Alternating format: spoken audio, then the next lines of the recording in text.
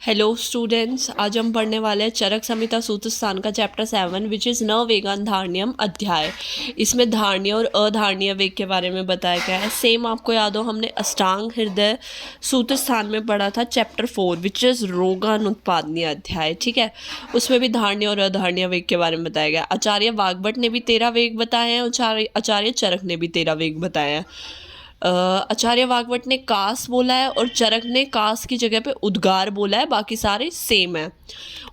आचार्य वाग्भट का क्या श्लोक था? न वेगान धारयेत वात वेण मूत्र शौत्र क्षुधाम। ठीक है, ये वाला श्लोक अलग है।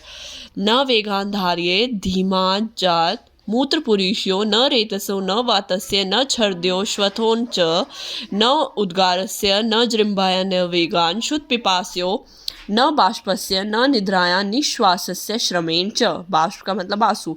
मूत्र पुरीश रेतस वात छर्दी श्वतु उद्गार जरम्बा शुद्ध पिपासा। ये शुद्ध पिपासा अश्रु निद्रा परिश्रम करने के बाद करने के कारण उत्पन्न श्वास के वेग को। उसके बाद है विनाम शेप संकोच शुप्ति कंप प्रवेशनम डैश निग्राहत सर्ववात घनम औषधम। ये आपसे पूछ सकते हैं एमसीक्यू में, ऑप्शन दे देंगे मूत्र उद्गार जृम्बा या छर्दी श्वतु, कुछ भी 4 ऑप्शन, तो जृम्बा इसका आंसर है। ठीक है, और हमने इसकी एक्सप्लेनेशन हमने अष्टांग हृदय में पढ़ी थी। एक्सप्लेनेशन आप सेम लिख सकते हो। मूत्र के वेग को रोकने से क्या होगा, बस्ती शूल होगी, ये सारे आप लिख सकते हो। ठीक है, एक्सप्लेन कर सकते हो। आपको ध्यान रखना है, अगर आपसे क्वेश्चन पूछा जाए एक्सप्लेन न वेगान धारण अध्याय, तो आपको चरक के कंटेक्स्ट में एक्सप्लेन करना है कि आचार्य चरक ने बताया गया है कौन से चतुष्क का कौन सा अध्याय है, कौन सा अध्याय हमारी चरक से लिया गया है, कौन कौन से अधारणीय वेग बोले। श्लोक याद हो जाए तो बेटर है, वरना ये नाम याद कर सकते हो। आचार्य वाग्भट वाला श्लोक याद कर सकते हो, कोई भी एक श्लोक याद कर लो आप।